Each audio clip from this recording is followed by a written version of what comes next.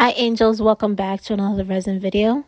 I recorded this video simply to post it on TikTok because this was just some leftover flowers resin, but it turned out so cute, so I was like, why not post it on my YouTube?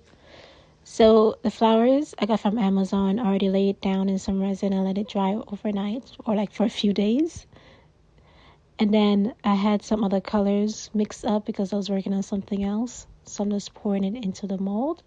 And also the resin was very close to curing. So thank God that I had another mold right there in the corner. You can see the heat coming off of the resin. Well, the smoke. So yeah. Pouring down my resin. Pouring down my colors. I didn't mix it up together or anything. I just wanted to see what it would do if I didn't affect it or anything like that.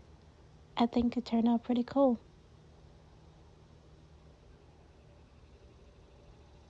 The clear resin was the one that was drying faster than anything else. The rest of the colors, it took a few more minutes for it to start to harden.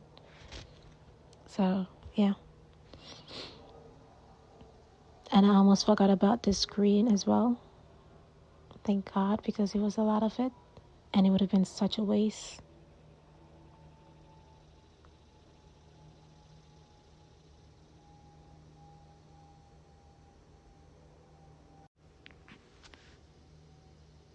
I'm just scraping everything off this silicone spoon that I'm using.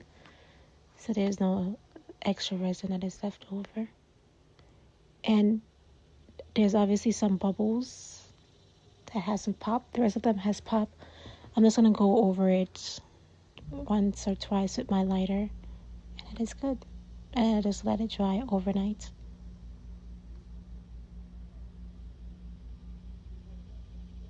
Dun, dun, dun, dun, dun. Where's my lighter? Okay.